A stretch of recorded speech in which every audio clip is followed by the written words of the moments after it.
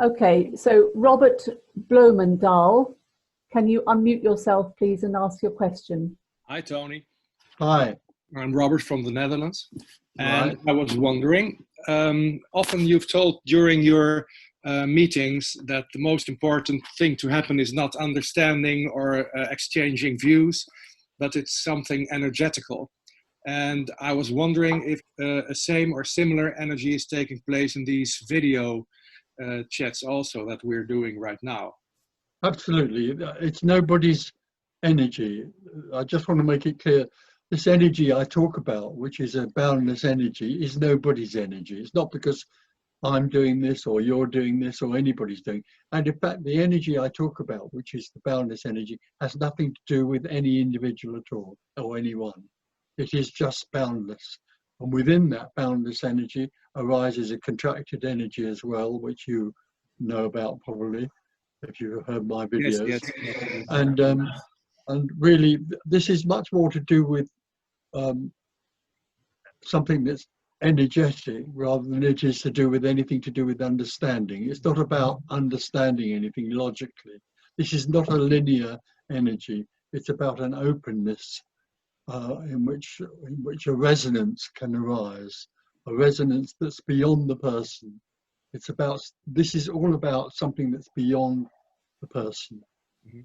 No, it is not. Energy goes on, is always there anyway, but in exchanging and being open together and being open to the possibility of something that's beyond personal seeking, something that boundless energy can arise more readily, and the contracted energy, which is always wanting to find something it can know, can fall away, unravel.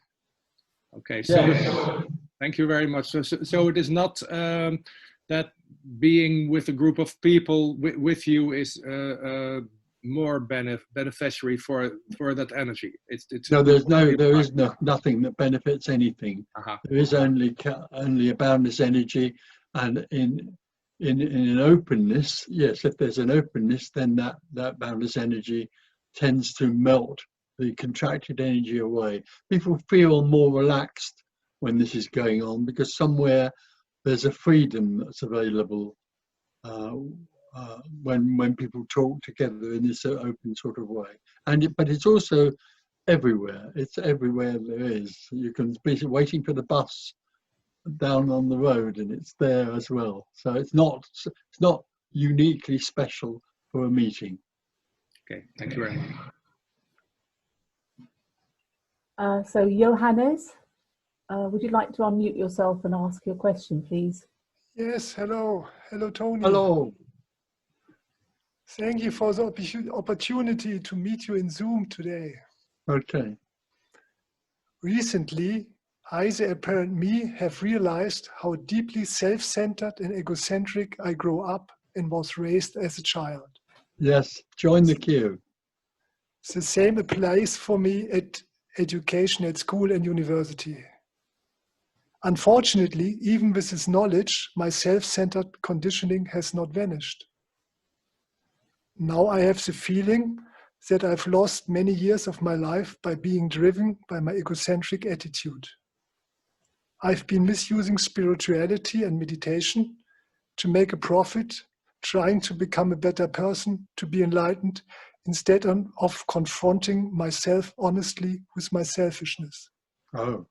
What is the cure for my egocentric conditioning? Sorry, say that again. What is the cure for my egocentric conditioning? There is no cure except for you to die.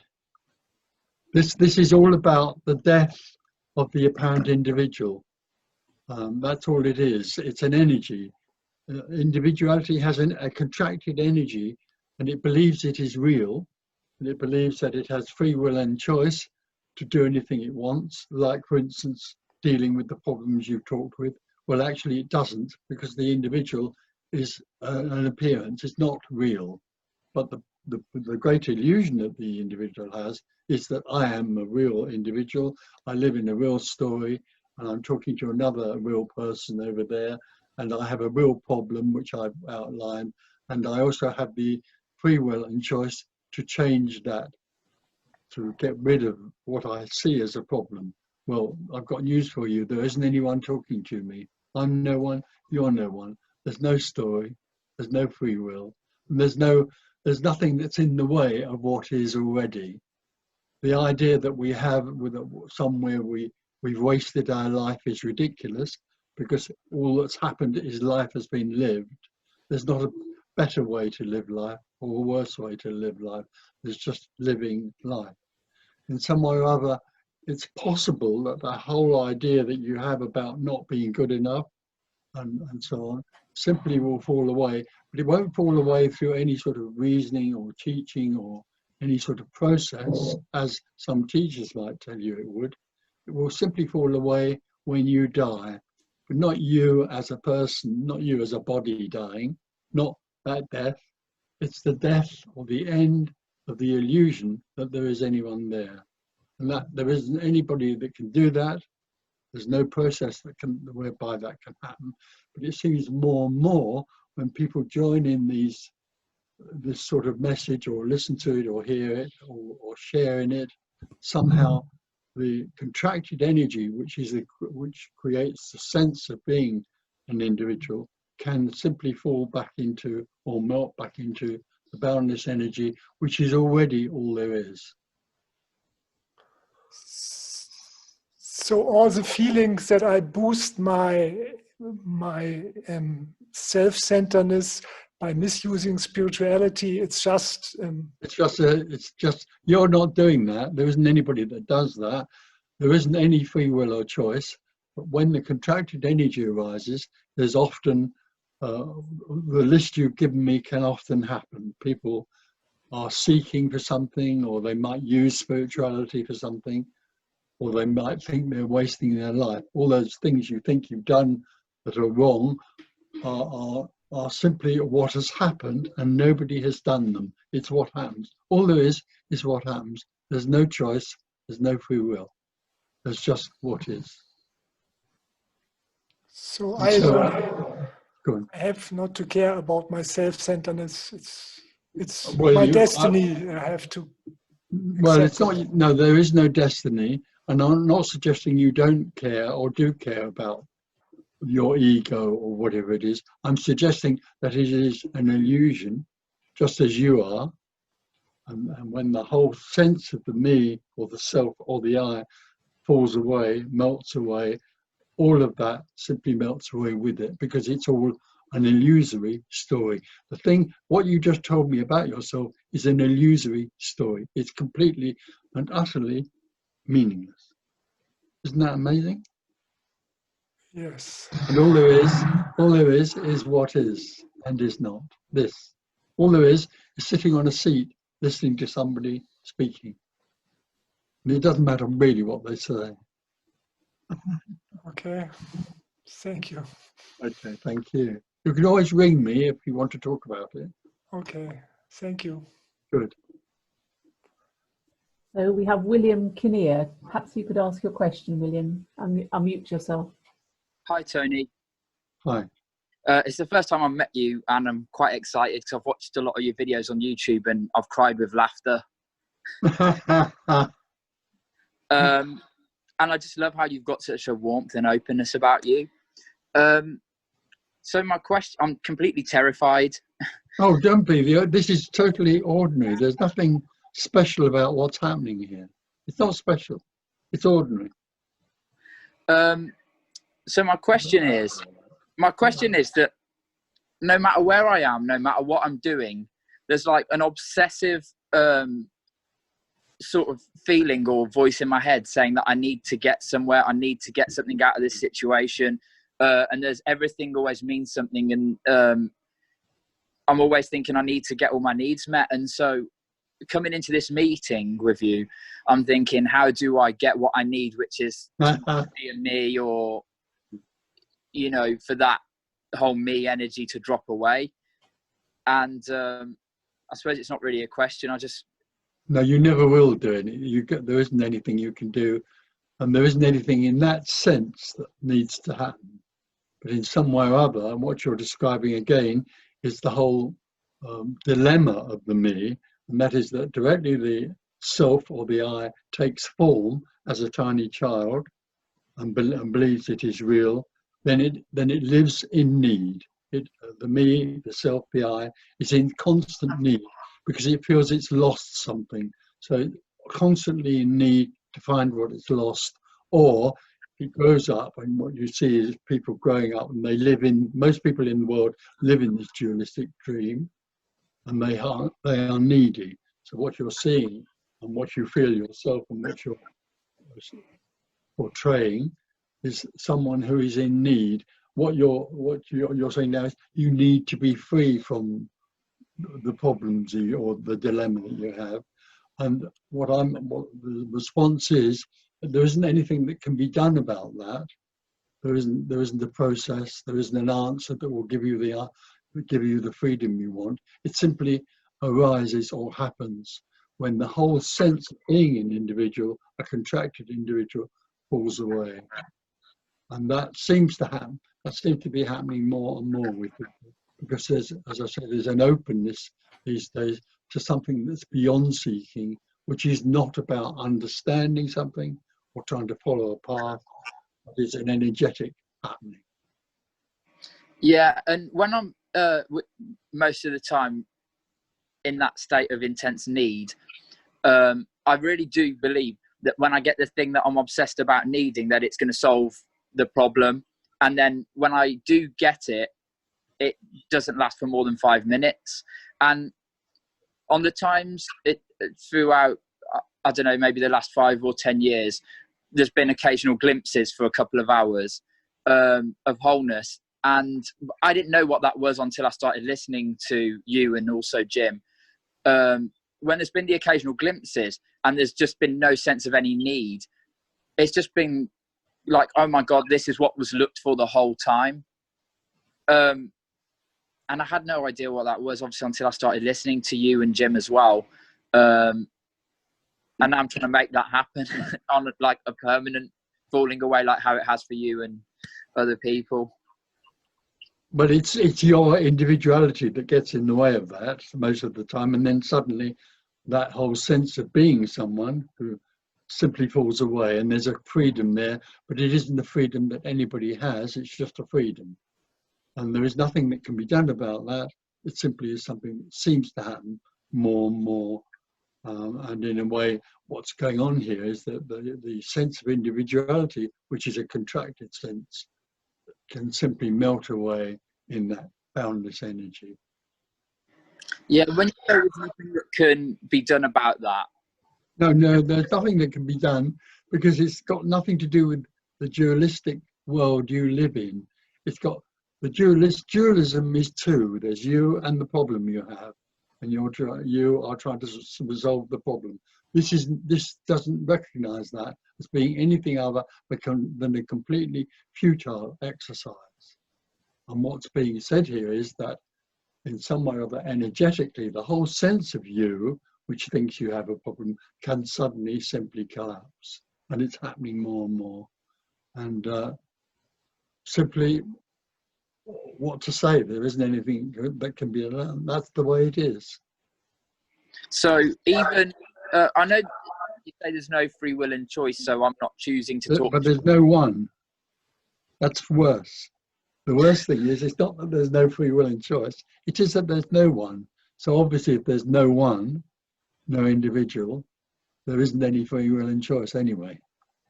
So if I think to myself, the more I listen to you or the more I come on these meetings or Jim, then it's more likely to fall away. That's an illusion as well. Absolutely. And who is it that would choose to listen to me or Jim more? Nobody can. I feel like I am, because at first I have no free will or choice, so nobody can. Okay. And anyway, it may not, and it doesn't have to be anything to do with me or Jim or anybody else. It is simply an energy that can fall away when you're cooking spaghetti one night or catching a bus. It's got nothing to do with anyone. This isn't anybody's energy. It's just energy. This is an illumination out of no thing. It's got nothing to do with anything that I have or I know or Jim knows. Neither of us know anything. We just respond to what's asked. This is a response out of nothing. There isn't anyone here, and there isn't any investment in this response, and there isn't any intention. And that freedom, it's possible, but contracted energy can simply collapse. Because I have the idea that when the me falls away, at some point it's always going to come back. And obviously that's not the case for some people like you. So when there actually is no me to fall away. The me that you talk about falling away is an illusion. When it suddenly isn't there, just like me, you'll see that it never was there. There never was a me. It's an illusion. But when it finally does collapse, you won't know that it's gone. Oh yeah, because you said it will be seen that it was never there. Well, you won't see that it's never there, but it will be recorded or noticed that there never was a me. It's something that's recognised. I recognise. Okay, well, thanks very much for. Okay, thank you. And also, I wanted to say thank you to Claire for sending the emails out about the meeting to notify me that it was happening. Oh, pleasure. Cheers. Bye. Cheers. So, Tricia Hayes, would you like to unmute yourself and ask your question? Hi, Tony. Hiya. Tony, just to start by saying apparently, because I know you like apparently. So, I could say that talking is happening, listening is happening, hearing is happening, seeing is happening. Is knowing happening? At times, yes, there can be a knowing, of course, that can arise as well. But you're not doing any of that. It's just what's happening. Knowing happens as well, yeah. But the only difficulty with the seeker is that the seeker has probably grown up believing that they have to know more and more in order to be free or to be liberated or to be enlightened or whatever nonsense people say to you. And so they try to use their knowledge in order to find something that has never been lost. And it's a completely futile activity. That's why I was trying to say at the beginning when talking to the first guy, this is essentially not about knowing and understanding something. It's absolutely beyond that. It's something that's energetic that seems to happen. And Right. But even though, like, I understand that, you know, the no individual doesn't, like, you're not there, I'm not here. It's like it's whatever. And but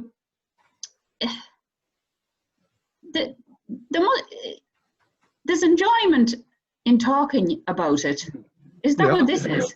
Why not? Isn't that what this is? Enjoying talking about it. Yeah, it's great. Good. There's enjoyment here. There's enjoyment happening here. Yeah. Okay.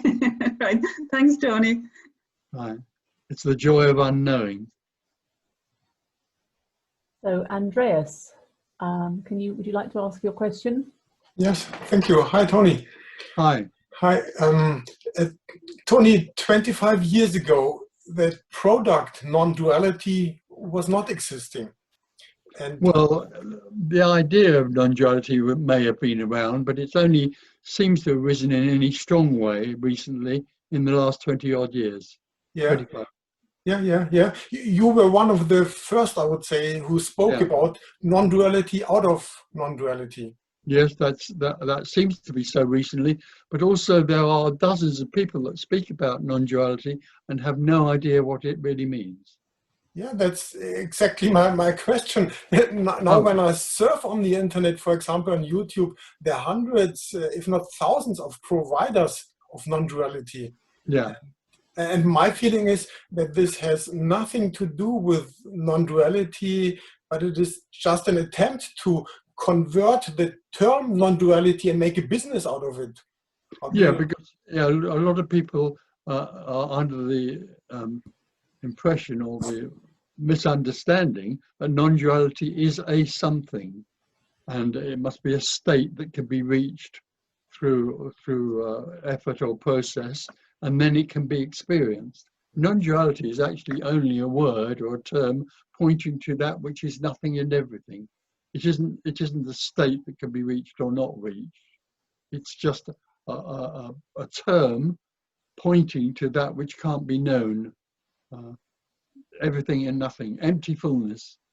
But there are many teachers out there who offer or promise that you can find non-duality through meditation or self-inquiry and all of that, under the impression that it is a something that can be achieved and experienced, and that's a complete illusion.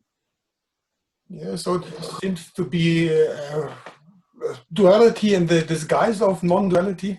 Yeah, it is the teaching of apparent non-duality is actually dualistic. Any teaching has to be dualistic because you have to have two: one the student and two the teacher. Mm. Yeah. Or one the seeker and the other the goal. It's a dualistic approach born in a dualistic reality, and it's very attractive to most individuals because they live in dualism. They are dualism. That's their experience. Life is two. Yeah, you are very clear that it can't be understood. And when I surf on the internet, then there are conferences where they discuss their correct definition of non-duality. Yeah, they do. It's lovely. It's really a good joke. Yeah. Okay. So is there anything you would like to add to this? Is there anything you would like to add to this? Not really, no. No, non-duality is nothing. It isn't a something. It's nothing, and it can't be understood. It's the unknowable wonder, and it's all there is. This is non-duality. That is non-duality. This voice is non-duality. Everything is non-duality, which is the wholeness, the oneness, not two, the oneness. But it can't be taught. It doesn't need to be taught. It doesn't need to be taught. Listen, because it's already everything. How can it be taught?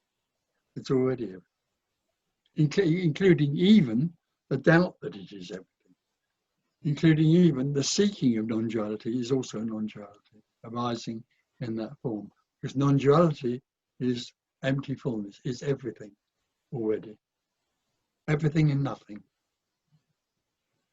the nothing that is everything.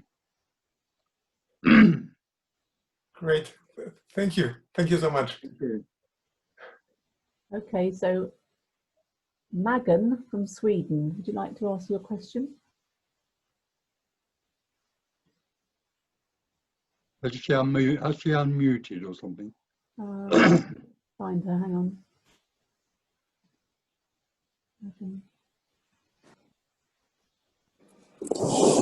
Megan, are you there? No. Okay, Nina, would you like to ask your question? You need to unmute yourself. Yes, now, hello Tony. Hello. When I was quite young, I stumbled into the spirit Isocene rather naively. I believe. Do you hear me? Again? Can you say it again more clearly? Yes. Can you hear me now? Yes, I can hear you. I didn't get the one word. You tumbled into. When I was quite young, I stumbled into the spirit Isocene quite naively. I believed. Spiritual scene, yeah, I think. Yeah. I believed I could become enlightened and tried everything without really noticing what I was actually doing. Finally, I ended up quite disappointed. In retrospect, I've realized that my motivation has always been my self-centeredness. I wanted to stand out from others. Here I am with my self-centeredness. What do I do now? Oh, no, nothing. You already know that this is already again self-centeredness. The me finds a way of dealing with the world, and one of the ways that often a lot of people deal with the world that they're in, that they feel awkward in and funny and strange, and look for a better experience, they use self-consciousness or they might use other ways to try and satisfy themselves and bring them better experiences. That's the dilemma for the me or the self. It always is trying to make its life better, and it usually fails, as you probably noticed. Yes. And basically there's nothing that can be done, because the me believes it's a real energy, and believes that the self-consciousness is a real energy, and any sort of therapy that might be available or whatever could get rid of that self-consciousness, and then it's believed that the me or the self would then be happier. All of this is completely and utterly futile. It's based on this misconception that you are real.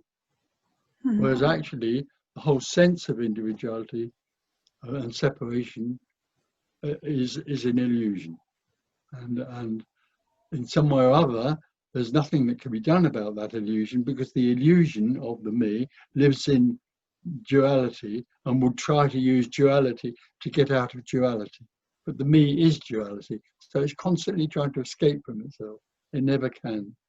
In some way or other, what seems to happen in these meetings is that the way in which separation takes form is described and illuminated, and the dilemma that creates is also illuminated, and another possibility is then suggested, the awful possibility that you aren't real. And strangely enough, out of all of that sharing and out of that energy, there seems to arise sometimes a sudden evacuation of the whole illusion of you being anyone at all, and nothing's left. What's left can't be described because it's unknowable. There isn't someone then left who then says, oh, I'm not self-conscious anymore. There isn't someone left who says, oh, I know what oneness is. There isn't anyone left. There just is oneness. And until this happened, I'm trapped and I'm imprisoned absolutely. in my self-centeredness, or Absolutely. But actually, the strange thing and the awful thing is that it doesn't happen. It doesn't need to happen, because already all there is oneness. It's just that the illusion that you are an individual seems to collapse. And then, as I said to somebody else, when it suddenly collapses, it's recognized by no one. Sorry about that, but it's recognized that it was never real anyway. I was Tony Parsons, a seeker, and I wanted to be special. I wanted to be very, very, very special and very rich.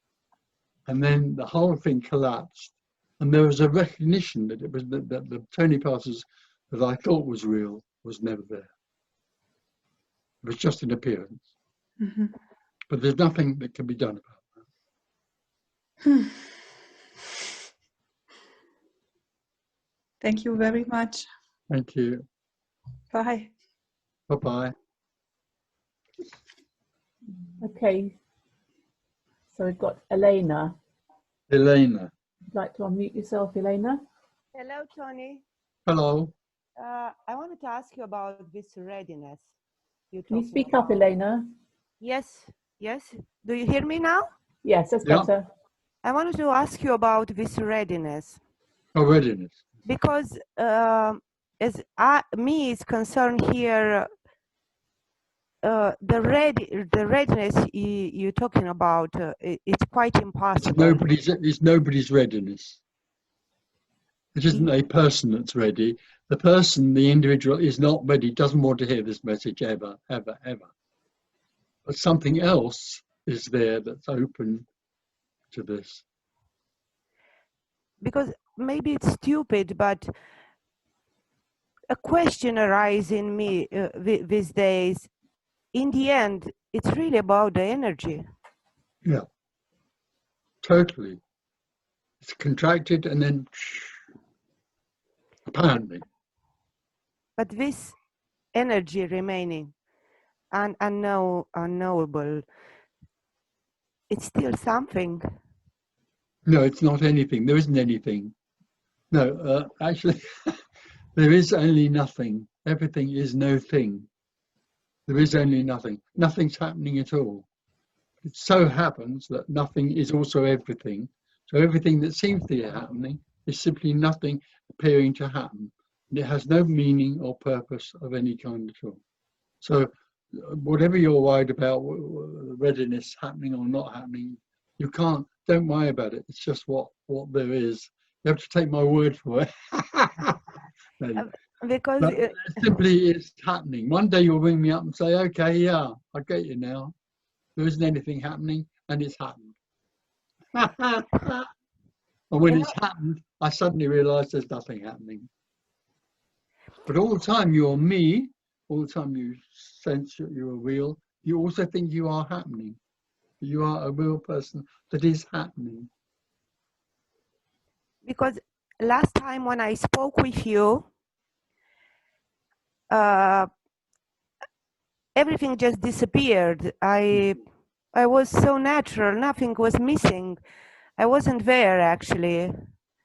But in a few days, me comes back and strongly. And I was wondering. Okay. That happens a lot. Yeah, but sometimes it's unbearable lately. Yeah. And but one day, then tomorrow morning, it may not come back. But so what seems to happen is, and that was for me too, wasn't there, there was nothing, absolute freedom, and then I came back. Then again there was absolute freedom, and then I came back. And one day there was only absolute freedom. So be it for tomorrow morning. So be it. Tomorrow morning, 9:10. So be it. Thank you very much. Thank you. Thank you. Okay, Melinda. I'm afraid I can't pronounce your second name. Melinda? Yes. Who cares? Yes, it's fine. Hello, Hi, Melinda. Tony. Hi. Last time we spoke, it was so obvious that there was just nothing and everything, because none of whatever it was said was remembered in any way. So maybe this time, because it's recorded, there might be a chance to revisit it afterwards. Who knows? Yes. You say that whatever this is, this everything that is appearing as everything appearing as the illusion of me, you say that this falling away cannot be gradual. No, that's right. Well, there is no gradual anyway, because the idea of there being something that's gradual is the idea that time is real. There is no real time. There is an appearance of time, but there isn't anything that's gradual. There only is what is and is not. In the story of me, the me believes it is real, and it believes time is real, and and it was born, will live, and will die, and that gradually, maybe in that time, it will become enlightened. But this is not what we're talking about here. What we're talking about here is a contracted energy that seems to be happening in time, and then suddenly it simply collapses, and it's recognized there never was a contracted energy, and there never was real time. Yeah. So this contracted energy is just, if it is to fall away, it falls away. If it's not, it's... Absolutely, man. Yeah. And neither are real. Neither are real. They're falling away or still being there. So it doesn't matter. The me not falling away is also the beloved. The me not falling away is also oneness. Oneness appears as a me that hasn't fallen away. It's not the enemy. There aren't any enemies because there's only one. Everything is nothing and everything. There's only that. You are that. I am that. There is only that. Thank you. Thank you. So next we have Charlene. You'd like to unmute yourself and ask your question, Charlene. Thank you. Hi, Tony. This is Charlene. Hi. Tony, you said before in this meeting there is no free will and there's no free choice.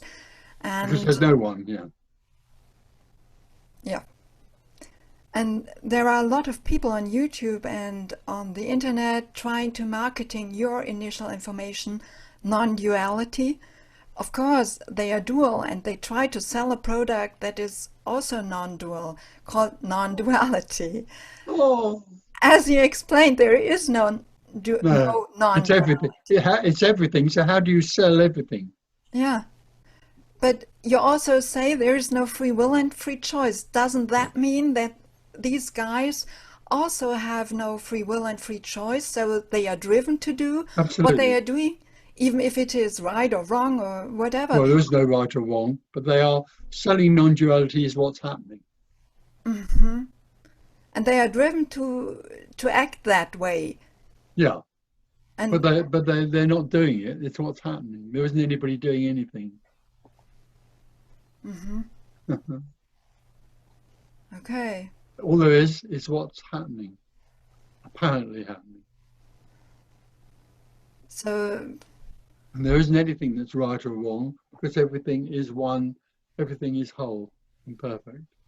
Even though it may be judged as right or wrong in the dualistic world, there isn't anything that's right or wrong. There is only what is. There are not two. There is only oneness. hmm okay. Yeah. Thank Is you. that Tom. okay? Or Yeah. is there still something there that's...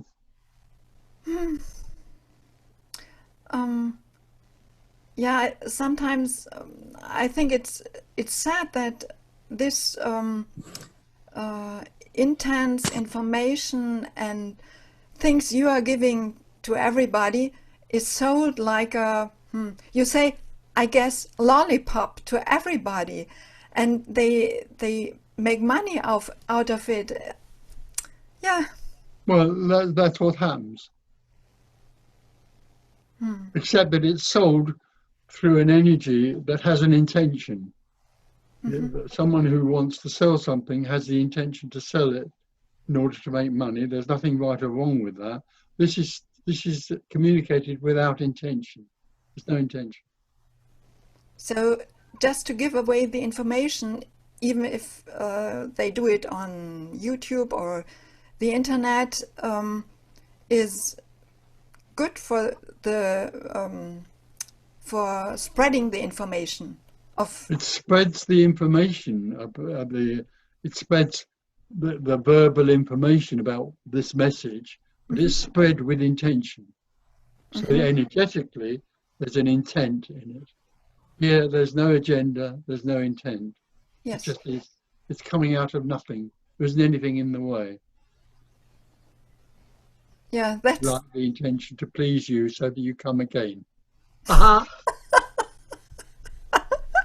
don't. It's quite obvious that I don't please people with what I say because No. I tell them they're not real.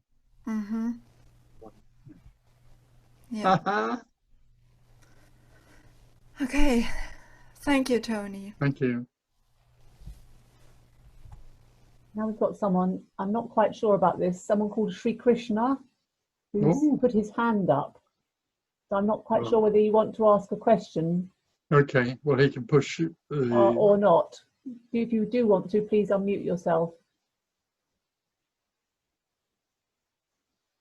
No, No. he just wanted to put his hand up. Okay. So the next guy is Kevin Hollowell. You'd like to unmute yourself, Kevin? Hi, Tony. Hi. I'm wondering if you could speak to fear. I don't think there's really any questions to ask at this point, and that's something that the me has realized, but also I think the me has realized that this message is death to the me, and with that there's a lot of fear that arises, and I was wondering if you could speak to that. No, there are many people who hear this are frightened of it or don't like it. They try to reject it because somewhere, even unconsciously, they recognize that it's the end of them. It's about the end of the individual. So that can be frightening. And the other thing that arises in the individual when they hear this is that if they let go of their individuality, or what they believe is their individuality. And even they believe they can let go of it, which they can't. But even the idea that they can let go of their individuality brings the fear that they won't any longer be in control. But the strange thing about that is that they've never been in control. There's no such thing as an individual that's real, and there certainly is no such thing as an individual who is in control. There isn't anything that is in control. I think recently the world is beginning to realize that things happen without its consent, like the virus and so on, is happening utterly regardless of what people want or don't want. And there's an opening in the psyche of people, which is, I sense, a feeling that there is no control at all, and that things just happen apparently from nowhere. So I've forgotten what we were talking about. Anyway, there is about fear. Control. The only thing about I would like to say is that basically me lives in fear and tension most of the time because it feels that it's a part. I can feel it now. Yeah. All right. And so if it feels it's a part, it feels that what it's apart from could be threatening. So it's always guarded. It's living in that sort of tension all the time. When that collapses, that illusion of there being in me collapses, that feeling of tension and feeling of apprehension about a world that seems apart, that might be threatening, falls away with that, obviously. So that fear is no longer there. However, because there is, even though there is no one now, because there is everything, then obviously fear as such can arise, but it doesn't arise for anyone. There just is fear, just like there is sunshine or whatever. It's just what's happening. It's just what it is. Yeah, there's nobody invested in it or trying to do anything about it in that sense. That's great. Thank you. Thank you. Okay, the next person is Joseph. Are you all right, Tony? Oh, it's gone. Good. Yeah. Josephina. Josephina. No, Jose Pina from Arizona. Oh, Josefina, right. Jose Pina. Yeah. Hey, how are you, Tony? Yeah, good. You? Oh, I'm doing great. Thank you so much. I was checkmated. By what is being communicated here. Yeah, checkmate. Yeah. About 2 months ago, and just a curious question. Have you seen the movie The Matrix? Yeah, but many years ago, I quickly forgot it. Okay, so you don't remember? It's very similar to what you're communicating here. Well, yeah, I can't remember. Tell me, it's a choice between what? Well, it's basically you fall into this binary world. It's also related to computer, but you basically it's a story that is made up, and you think it's real, but it's not. Right. So it's. I was just curious to see if you remember the movie and well, only that basically it's still in the dualistic world, of course. Right. Yes. Still within the choice of one thing or the other. The apparent choice of one thing or the other still only leaves you in a dualistic world. Correct, right. The other question that I had, that what is being expressed here, do you feel that it's unique, that it's a revolutionary, and it erases 2,000, I don't know how many years of spirituality in the way that has been. Oh, no, it doesn't. No. Okay. I feel that it's only arisen in the last 20 odd years, this particular communication, because the energy in the world is now open to this. There's something that's open to this message, and therefore it's available, and that's how it's arisen, in that openness. This message, which is nobody's message, is a response to the openness in the world that's happening now in some people, and so I wrote an article recently pointing out that the messages that went before it came Christian messages, Buddhist messages, and even messages purporting to be non-dual, which weren't. They were very dualistic. But even any of those messages, all of them they were directed at an individual with the intention that the individual should hear the message and break free from its, or become enlightened, or become Exactly. whatever. But all of them, without doubt, all the list I put on that article that's on the home page, Unknowing Wonder, all of those three sets of, like, religion and more recently scientific messages, all of those messages are directed towards an individual with the intention that the individual should become, let's say, enlightened. And that's why this message, which is being shared by me and other people, is completely unique in that it offers absolutely nothing.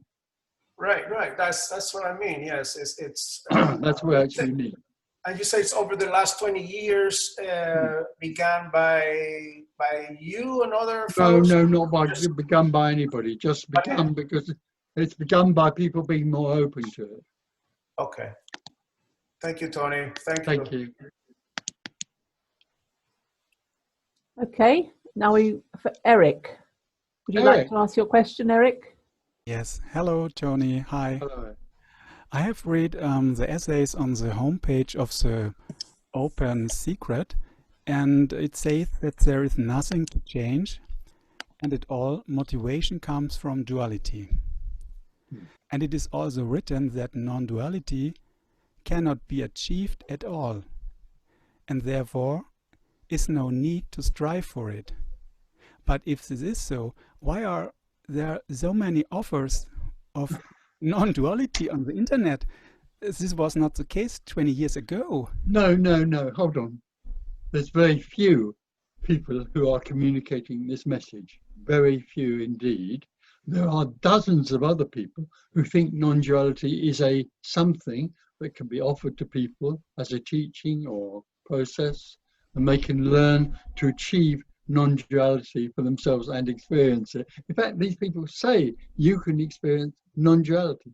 And all of those people that are offering that are offering a complete and utter illusion, probably very sincerely, because somewhere I think there's sometimes a confusion about the idea that non-duality is like a oneness.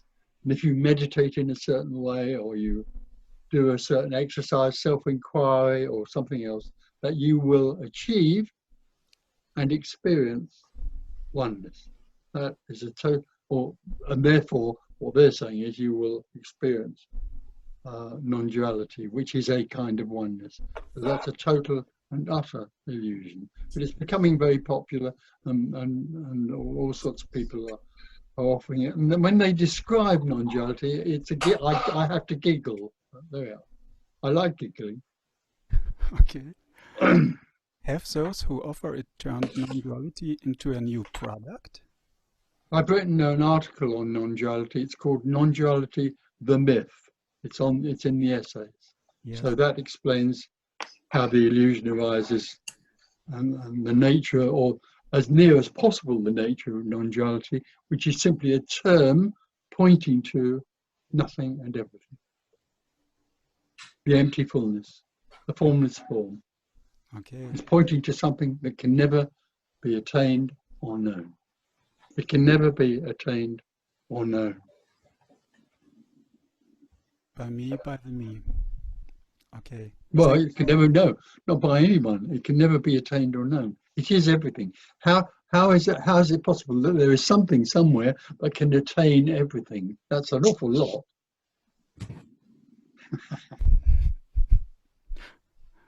Thank you. It's ridiculous.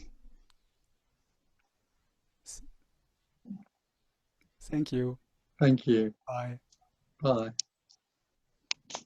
So we've got Herlofson. Hello. Hello, Herlof. Would you like to unmute yourself? Hello, Herlofson. Can you unmute yourself? No. Okay, so we've got Prachi Kulbe. Prachi Kulbe. No. No. I'll try and I'll try and find him. Lloyd. Lloyd. Yes, I'm here. Thank you. Hi, Tony. Hi, yeah. Tony, I'm curious about relationships. I know there's nobody, there's just these body minds, but you're in a relationship, and so where is personal responsibility? I think my wife. You keep breaking up. You keep breaking. Oh, I don't like her hairdo. I'm going to hurt her feelings. So I don't like her hairdo, and I'm not responsible for hurting her feelings. It doesn't matter at all. I get it. How do we end up treating each other if we don't think anybody to be treated? Okay, so when there is no. Okay, so when there is. Oh dear. Okay, you listening? He's coming and going, this guy. Are you there? No, he's gone. Okay. Do you want? He obviously doesn't want a relationship with me. So we move on, yes? Yeah. Yeah. Asha Arif. Hi, Tony. This is Arif here. Hi. Tony, can you hear me? So, yeah, I guess it's the first meeting since the weekend meeting we had last July in Berlin. That was a lovely weekend, by the way. A few weeks after that meeting, there was something that happened. I wouldn't really say it happened to me, but something that happened. So I just wanted to run it through. I don't know who is running it through, but yeah. So I'm here in Vienna, out to have an ice cream sometime in August, and there is this lady, a young teen. She's heavily pregnant. She looks very famished, obviously in dire poverty. She comes up to me and asks, points a hand, she extends a hand. I think she's asking for money. I give her a €1 coin and she says 9. And she seems to be pointing at the ice cream. It's like, I want this, and I'm eating the ice cream.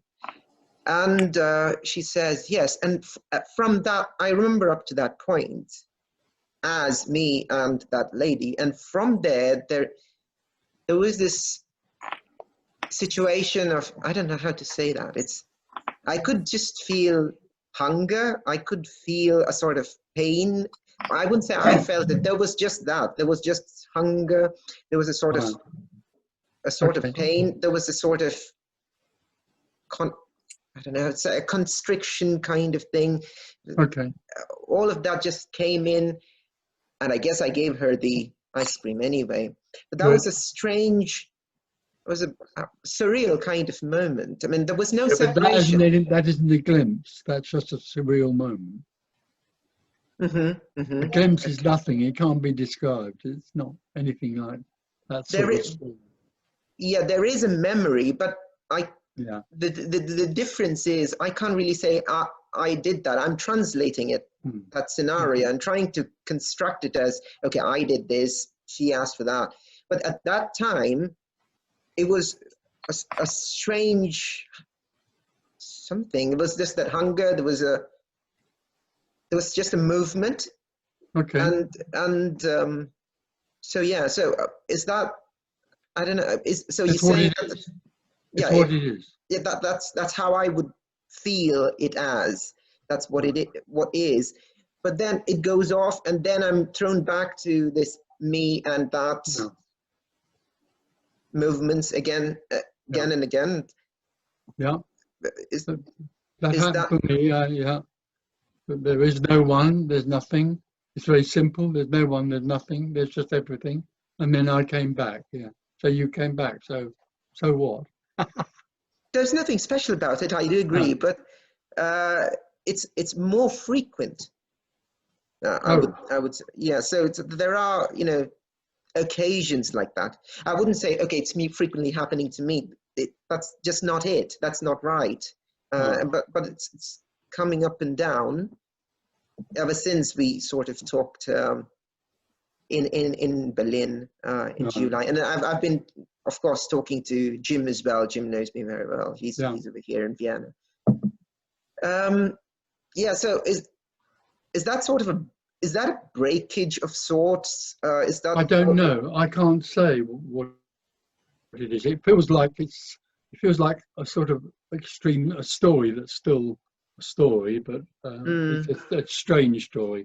But you know, you don't hold on to this. Don't hold on to anything. Don't hold on to it. All there is you sitting on a seat talking. That's what. That fundamentally, basically, that's what. Right. So there is that significance being given to it as well, and there is a significance being given to it as well.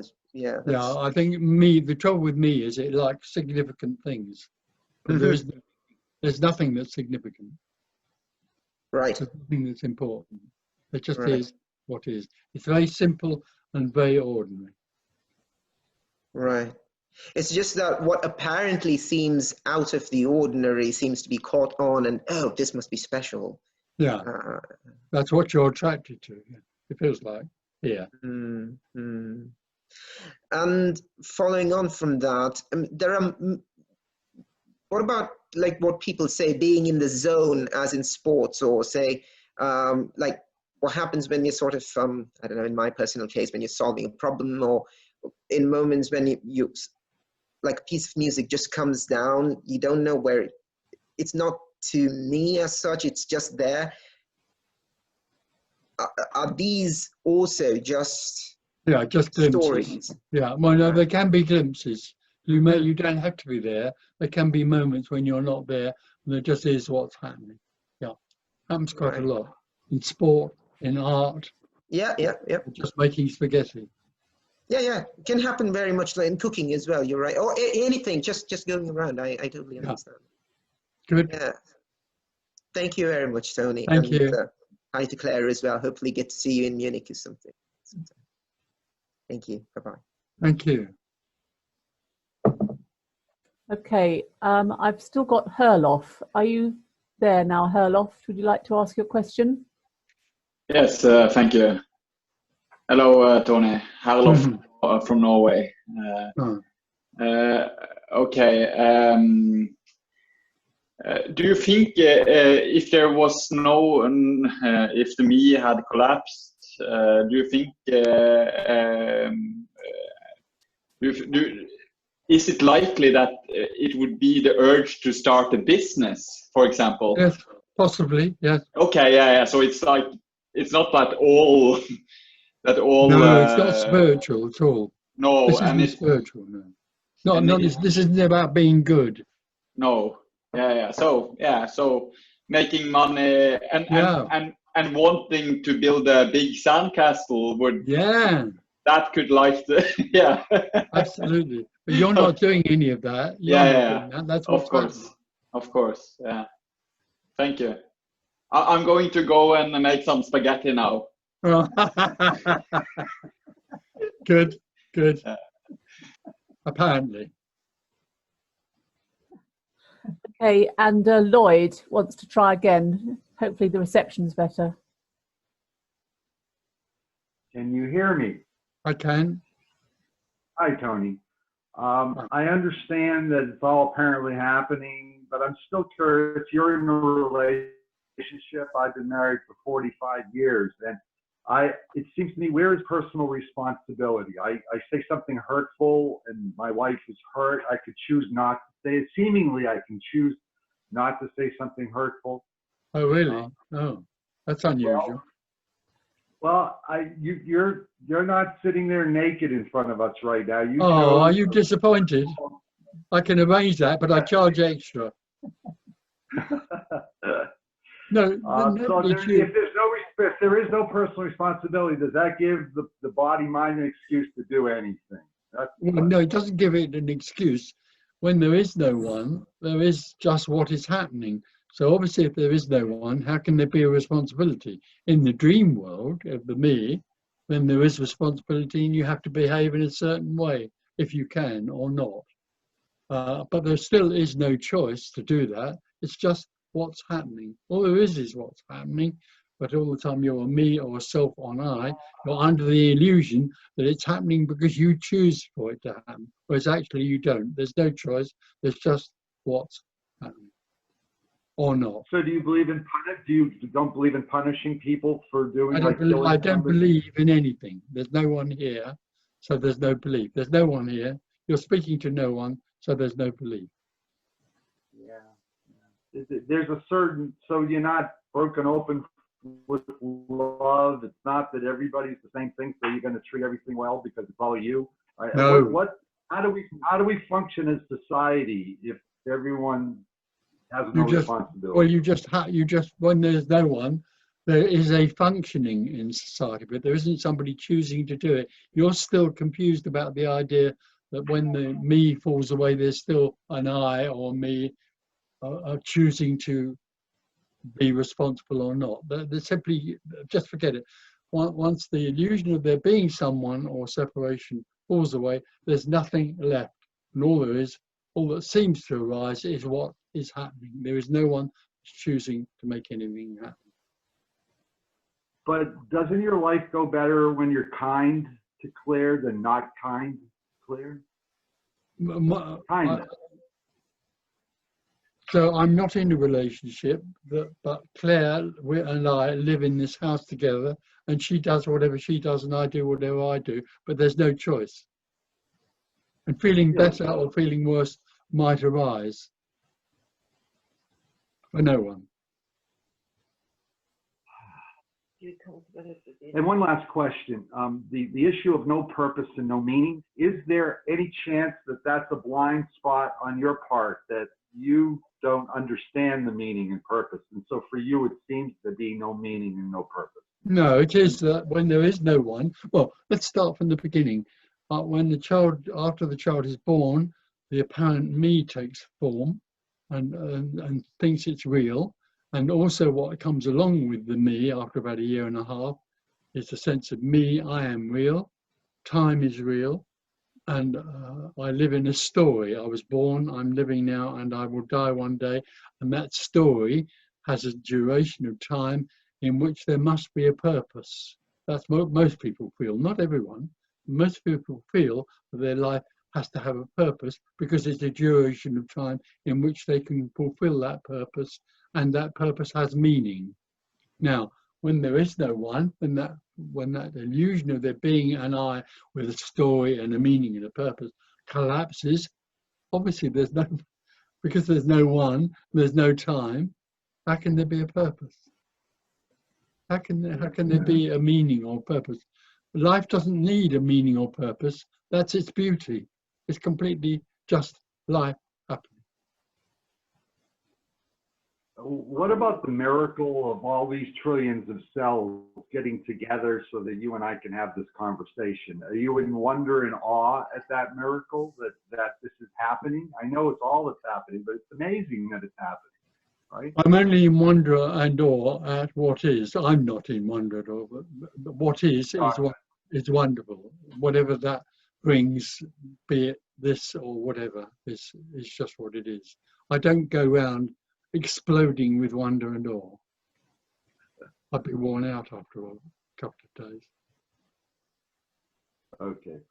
And the only other thing I've always questioned is that it's in your position, there's no developmental, that all the work you did to get to the park or whatever it was didn't matter, but that's not a controlled experiment. You did do all that work. No, I didn't do that. No, I didn't. I was an individual who was in the dream of thinking that I did do all of that. I've never done anything, and neither have you. All that's happened is what's happened. You're under the illusion that you are a person who chose to do those things. Right, right. Well, the energy decides to have that game, right? I mean, it doesn't decide, it's just what happens. There isn't something out in the air deciding to do this or deciding to do that. Everything simply happens out of nothing. It's completely free and motiveless. Huh. Okay. All right. Does that lead to happiness? Sorry? Does it lead to happiness? No, there isn't happiness. This is not about being happy. I'm sorry. Do you want your money back? No, that's okay. All right. Well, thank you, Tony. You're a joy. Thank you. Thank you. Okay, Adam Watson wanted to ask a question. Can you unmute yourself? Adam Watson. Yes. Hello. Hi, Tony. Can you hear me? Yeah. I just have a clarification about like the nothing and everything. Is the sense that nothing is happening just that sense that everything is arbitrary and it's kind of coming like you can't understand it? Arbitrary and what? And that it has no tail, it has no past. Has no purpose. No. Yeah.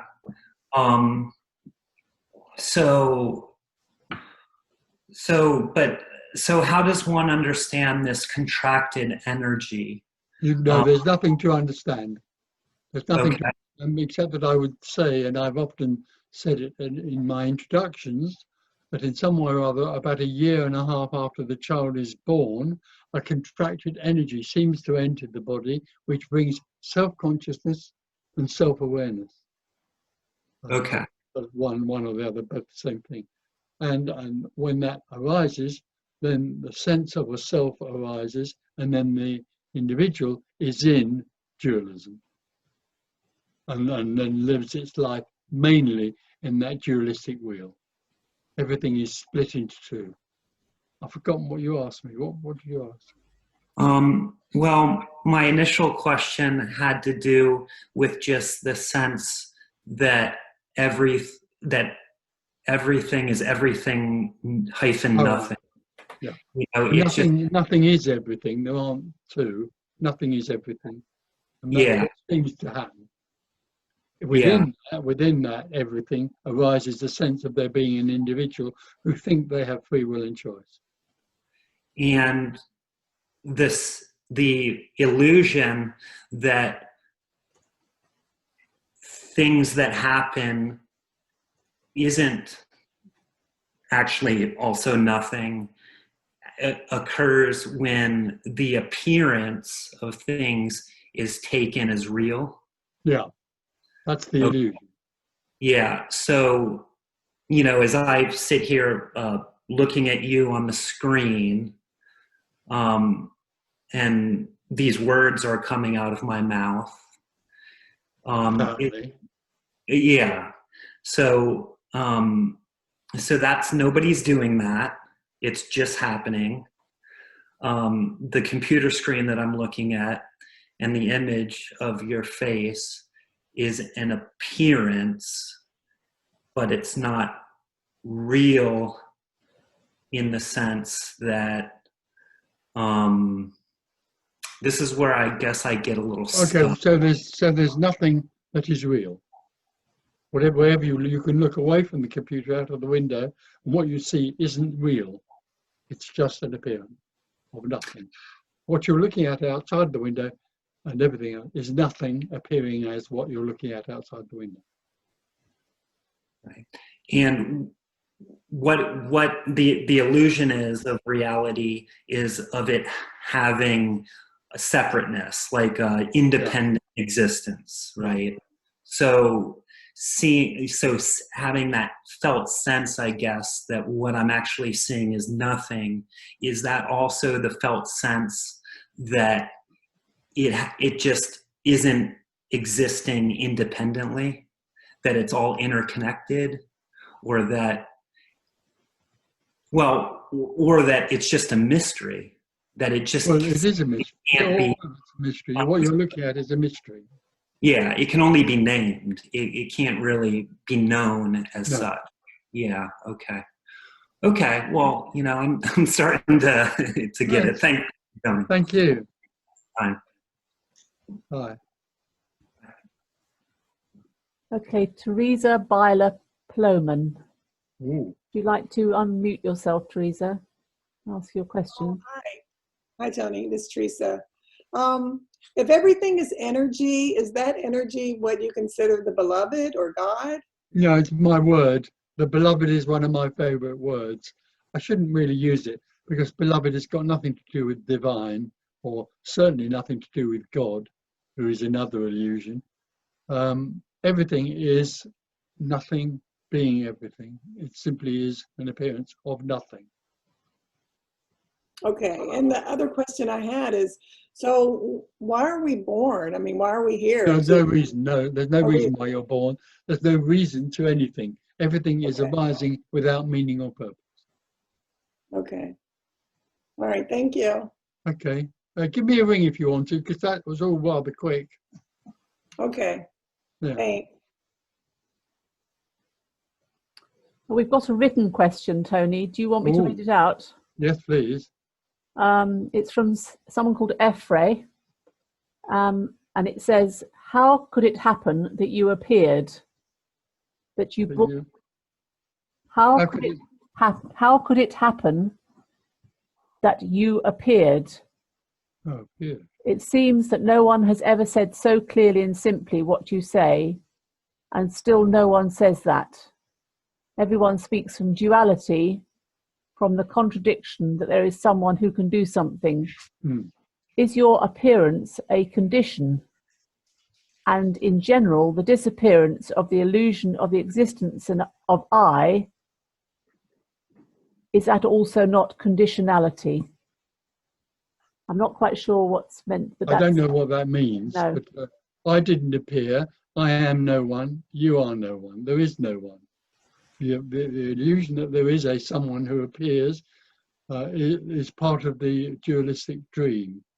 And the ideas that you have about people being here or being conditional are simply, again, part of the dream. There aren't any conditions. There's just what is. And this is what is, apparently. But it's nothing appearing as this. It has no conditions. There's nothing that makes it appear or doesn't make it appear. Because it's not real, it's an appearance. Oh, he can't, yeah, he wrote that answer, so you'll have to write another question or write to me. Okay, we've got William Kinnear who would like to ask another question. And there's nobody else who's waiting. Hiya. Hiya.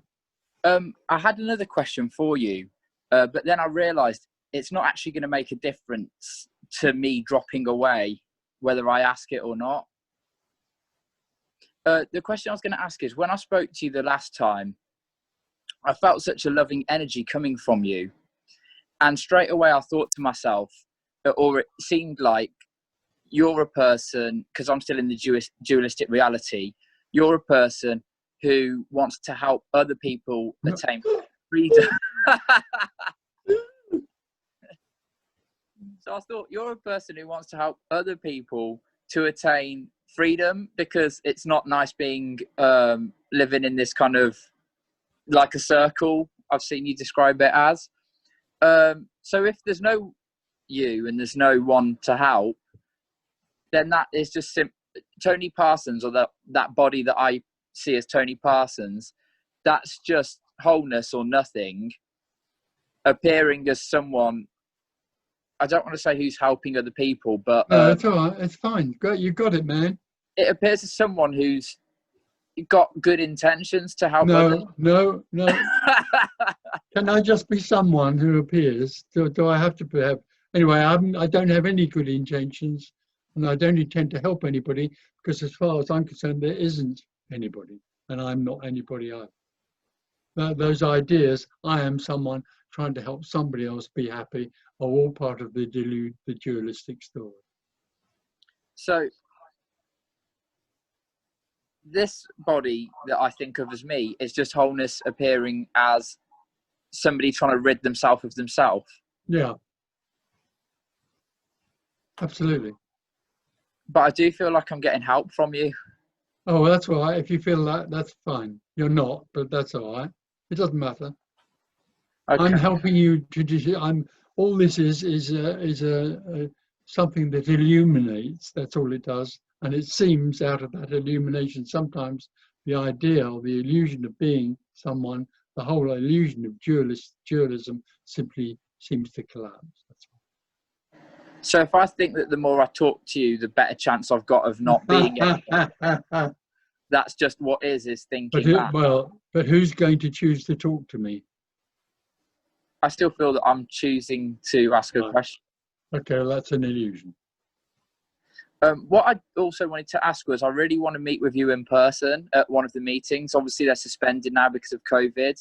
And I was initially booked to come on the residential in April. And obviously that got postponed till February.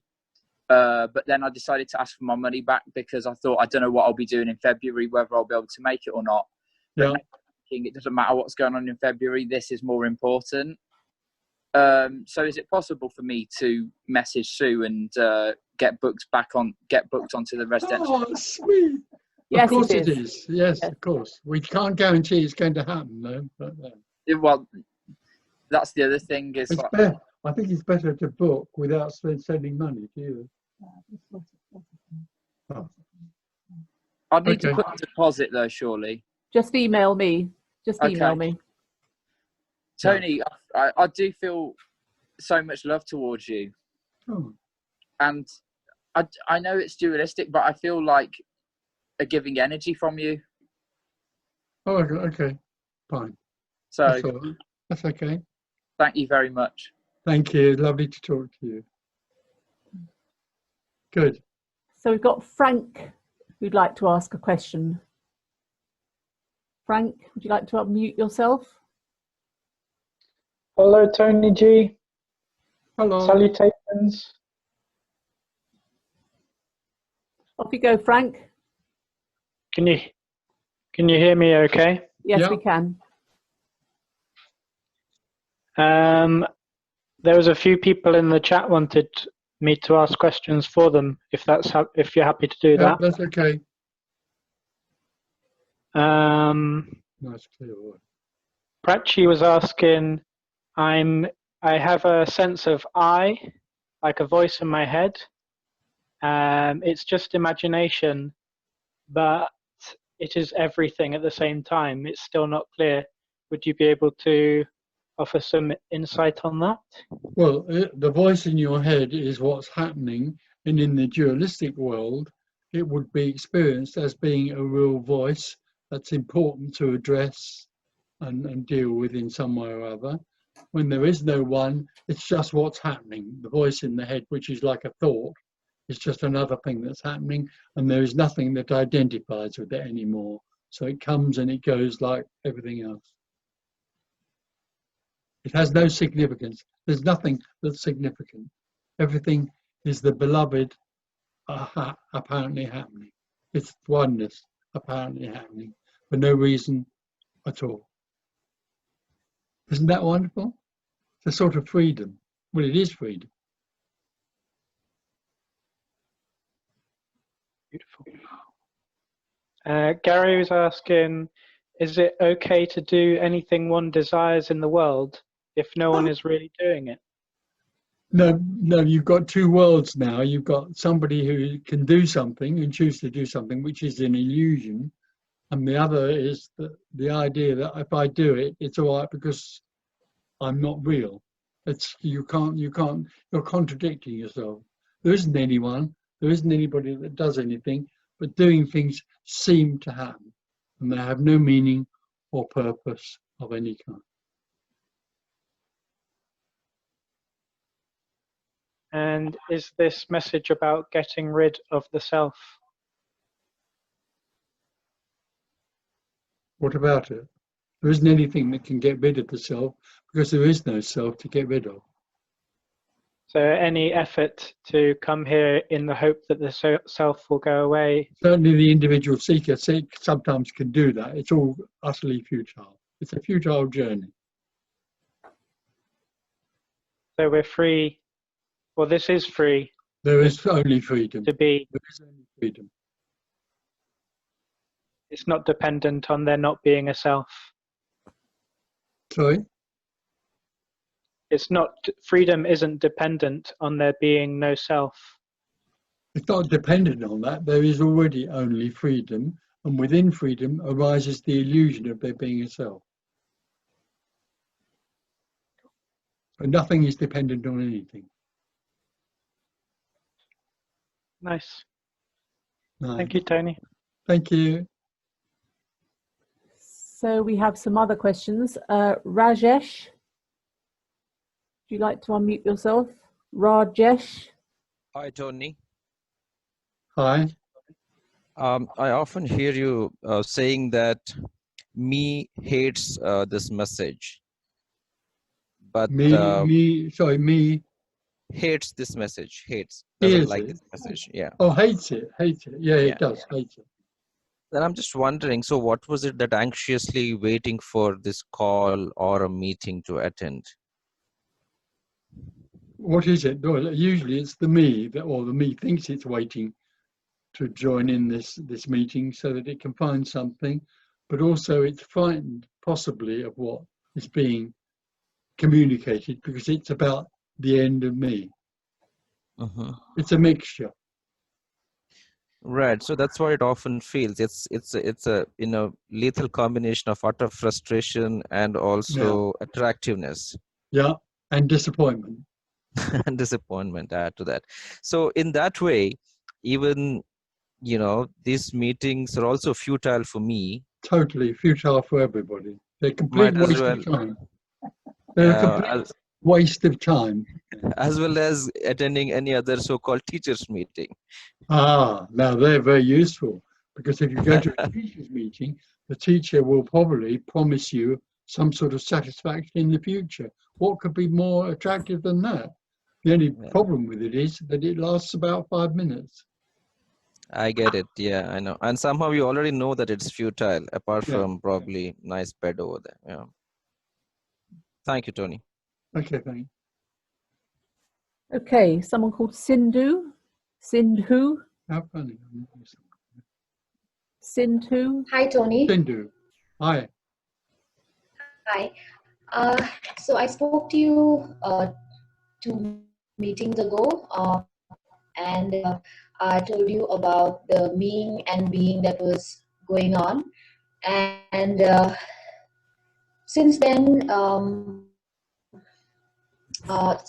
there was a time when the meing was going on, and there was a contraction that was happening within me, within the body, and it was painful as is when the meeing happens, but there was I think a shift in the focal point from being centered inside as a contraction, and it was like there was a being of that pain or whatever that was going on, right? The contraction, and it released. So, but it was a hang, and so I'm not sure if now that I can bring that back again if I go back into a contraction, but there is a certain effort that I am putting over there. So you speak something about that. Was that just something that happened, or should I whenever there is a contraction, should I make that effort again to open up into that, open up from centered in that focal point of being me to nothing? Because it was almost like I can make it happen is what I feel right now. But I know that you say that it's not something you can make happen. So. Okay, so first of all, there isn't anything important that ever happens. So can you say there isn't something anything that's important or special. There isn't anything that's important or special. And also there's no one there that can choose to do one thing or another to encourage anything. All there is what happens. All there is what's happening.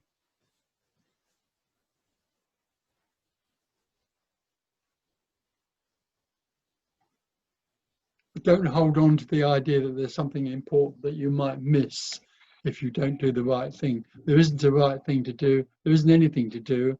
All there is what is.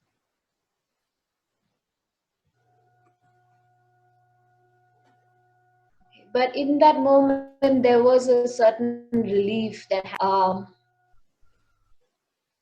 so I don't know. Oh, no, well, you don't need to know. There's nothing to know. All there is what is. Right now, all there is what is. That's all there is. Wow, that's it. That's the beloved. That's what you've been looking for all your life, and that's already all there is. Isn't that amazing? You don't need to get it, go anywhere or do anything, because you are, it is already wholeness. There is only wholeness. So there's nothing to lose and nowhere to look. It's all over. Yeah. Okay. Thank you, Tony. Thank you. I think that's it. Or if you can. We've got quite a few people wanting to ask questions, Tony. But do you want to carry on, or do you want to try 5 minutes? 5 minutes. 5 minutes. Okay. So the next person is Jackie Lodge from Jackie. Ireland. Yeah. Hello, Jackie. Can you unmute yourself, Jackie? Yep. Okay. Yeah. Hi, Tony. Hi, yeah. Just it's so long between having the question and actually getting to ask it. It's hard to, it's not very spontaneous. Oh. Anyway, I wanted to say hello at least. But yeah, I suppose what I'm thinking is in this empty fullness, it's all impersonal. I just wanted you to sort of totally. It's there's no there's no one. There's no one. No. There's no one, and all of it arises in unconditional love. Wow. Yeah, which and that means that there's nothing. There's no. Yeah, nothing needs to be any way. No. Nothing needs to be different, and that just blows my mind that this, because I'm someone who takes things very, I take things personally very easily, and the idea that everything's impersonal. Yeah. But but hold on a minute. But hold on a minute. In the dualistic world, there can still be a person who would like to be loved and so on, and needs to be loved. When that person that needs to be loved is no more, there is only love. I mean, I'm sitting on love. The curtains are love.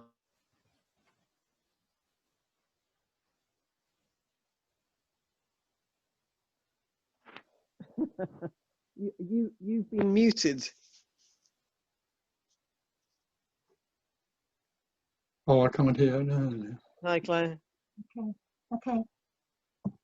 Okay, so Jackie, are you all right? Yeah, that's funny. You just got muted, but not to worry. No, I'll talk to you on the phone, so. Okay, sweetie. All right, love ya. Love ya.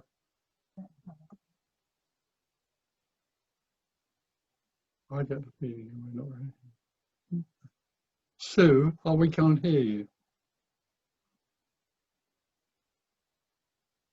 Can you hear us, Sue? Yes, we can. Yes, I can. Okay, you're back. Yes, Okay, yeah. you're back. Okay. Do you want to carry on? Someone called Pratchi. Right. Pratchi. Can you unmute yourself?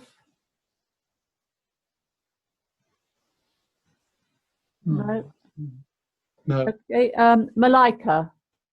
Oh, I know that name. Malika. Yes, I'm here. Hi. Hi Can you there. hear me? Yes, yep. Yes. So, hi, Tony. And hi, Hi. Sue. Nice to see you. Well, it was a long time since I asked my question, but it's not really a question. It's more like I noticed when I'm seeing you now, these last meetings, that I really don't have any urge to get anything from you.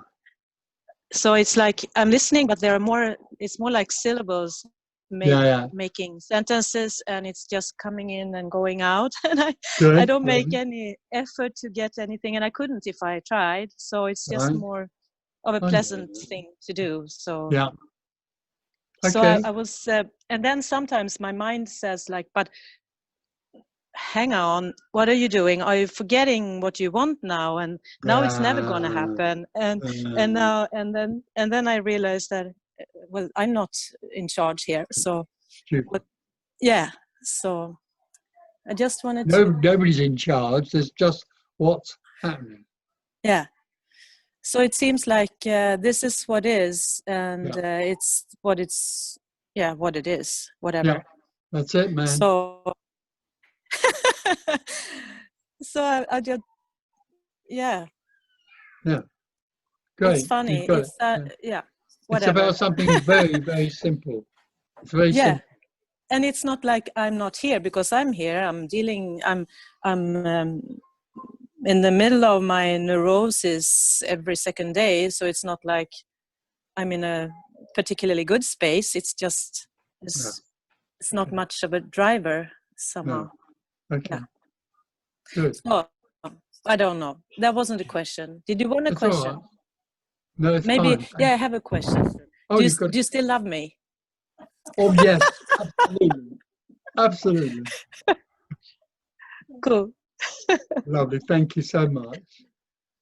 Thank you. Tony? One more. Who's this? I'm Elena. I have a very short question. Oh. When this final liberation and not me coming back anymore, it's not that idea you have to learn to walk again. Oh, sweet. Totally sweet. No, nobody is liberated. Actually, there's no such thing as liberation, really. But in answer to your question, you don't have to learn anything. There isn't anybody anymore. But walking is much more natural than it was before, because before, me is trying to walk properly. There's complete freedom. It's utter freedom. There isn't anyone. All there is what's happening, including walking. Thank you. Okay, thank you. So we've got 5 more people if you want to go on. I don't mind. Okay. You okay? Yeah. Okay, Ramona. Only 5 more. Yeah. Ramona. Hi, Tony. Ramona. Hiya. Hi. You said something about when you look outside the window, it's a world appearing. Well, no. When you look outside the window, what you see is nothing. It's nothing appearing as the world. Yeah. Um, And it is the world as well. That's the mystery. Nothing is everything. Nothing is what you see out of the window, but it's nothing and everything. It's unknowable. Are you still there? yeah, I'm looking outside of the window. I'm looking outside of the window, and yeah, I can't really put words to. You said the same once in a meeting in Amsterdam, like the wall is walling and the floor is flooring. Yeah. And I really like it when you say it, but it also makes a sort of a bush, and like the mind wants to sort of explain it with the. Yeah. It can't. Mind's lost. Mind's a fool. Yeah. Okay, thank you so much. Thank you. Thank you. That was very enlightening. Enjoy your Enjoy your view. Enjoy the view. Nothing. Yeah, thank you so much. Okay, Paul. Someone called Paul? Yes, I'm here from Montreal. Earlier, when someone asked you about this whole teaching movement around non-duality, you said, well, it's just that right now there's this openness in the world. And that confuses me in the sense that if what is just is, it's like it doesn't have order or it's not attached to time and history, but your observation implies that there is a movement, there is history. And the only way... There's only energy. I'm just talking about energy, which is boundless and can also be contracted or more or less contracted, more open. It's just energy. It is everything and nothing. So But when there observing, isn't anybody that's open. It's just openness. yeah, I gather that. But in speaking of that openness, you're speaking of the movement of the energy. Apparent, yeah. There is apparent movement in the energy. Yeah. Right. And this, I don't know, the metaphor that came up, it's like what is playing hide and seek with itself. Well, it's a nice story, but there isn't anything doing anything. Okay. Thank you. Thank you. Now we've got Swayat. Swayat. Right. Swayat. Yes. John. Hello. Hi, thank you. Tony, I have a couple questions, but my first one is, what's the difference between appearance and reality? There isn't any. Everything that appears is the apparent reality. What we call a reality is what we seem to be conscious of in the as far as the me is concerned. What it's conscious of seems real. When there is no one, when the illusion of me is no more, then what appears is what seems to be there is an appearance. It's not real. Okay. So another question I have is, do you think that language creates duality to a certain extent? I was just going to clarify. Yeah. So does that create a problem? If language creates duality, does that create a problem trying to communicate this message of non-duality? No, language doesn't create a duality. Duality, it comes out of separation. So when the child is born and they become separate, they live in their experience of life seems to be dual. And then when they use language, they would probably use it in the main in a dualistic way. When there's no one, language is just used. It's not dualistic or anything because there isn't any, it isn't coming out of anything that has a dualistic perspective. It's purely where that language comes out of, the way in which the nature of it seems to that person to be dualistic, and possibly to another person who lives in the dualistic reality. Also, that language seems to be dualistic. But language doesn't make dualism. Dualism is just dualism. Got you. The reason I ask is because it seems coincidental that that this contracted energy is created around the time that babies are learning language. Yeah, well, that's true. Yeah, it so happens that that dualism begins, that contraction begins together with the brain's sophistication by then, at that age, not before that, and its ability to create, or apparently create, a sense of self. The brain, if you read that little essay I've written on the home page, the brain sees the world outside, what it thinks is the world, as a dualistic, threatening world, and so it then apparently creates the energy of a self in order to help it and deal with what it thinks is a threatening world. Gotcha. And it also so happens that language comes along at that time, begins to, but if there's a dualistic perspective of the world, that language will be used in that dualistic way.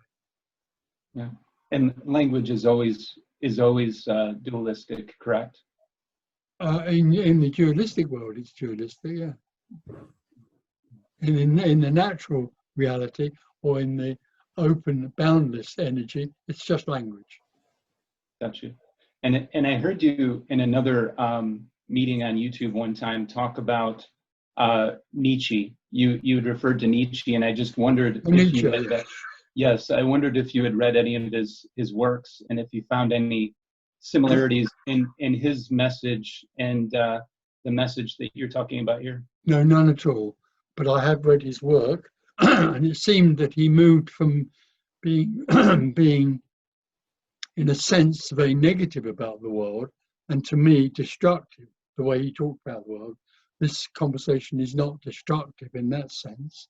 But then he then moved on later on in his life into a belief that there's a possibility of what's called a Superman.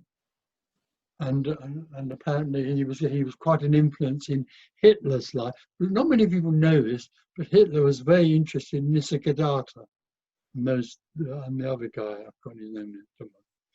He was interested in them, but somewhere that didn't, I get the feeling that didn't attract him enough because it didn't appeal to his power. I think he had an artificial sense of power in his dream world. And so Nietzsche, who talked about the possibility of creating Superman and a super race, appealed to him much more. But there's no relationship between Nietzsche's perception of a negative world and his later perception of a Superman being possible to create. There's no connection because there's no one who can create anything anyway. Okay, thank you. There's one more from Mauricio. Mauricio in Spain. Mauricio? Actually, Ecuador, but there we are. You see, it's near. Okay. Well, I just gratitude, and within this contracted reality, is there something that can happen to create a connection to the energetic space where the apparent conflict can be diminished or dissipated? No. This whole apparent happening is no thing arising. There isn't any circumstance or condition that it needs to arise in, because actually, of course, it doesn't need to arise because it's all there is. What the seeker longs for already is, but the seeker can't be open to that because the seeker is living in a dualistic world, or he experiences the world as dualistic. When the illusion of the seeker drops away, there is simply oneness. You could call it non-duality, but it isn't a state. It simply is wholeness, a complete wholeness. Everything is that. Everything, whoever is watching this and whoever isn't watching this, everything is already the beloved. Everything is already wholeness or oneness. There's nothing to look for. It already is that. Thank you very much. Thank you. Thank you. Thank you, Sue. Thanks for helping. Thank you. Thank you, Sue. Thank you, Tony. Thank you. Thank you, Tony. Thank you, Tony, Claire. Tony. Tony. Thank you. Bye, Tony. Bye. Claire. Bye. Tony. Thank you. Thank you. Thank you, Tony. Thank you. Thanks, Claire. Thanks, Tony. Okay, thank you. Thank you. Tony, Claire. Bye. Thank you. Bye-bye.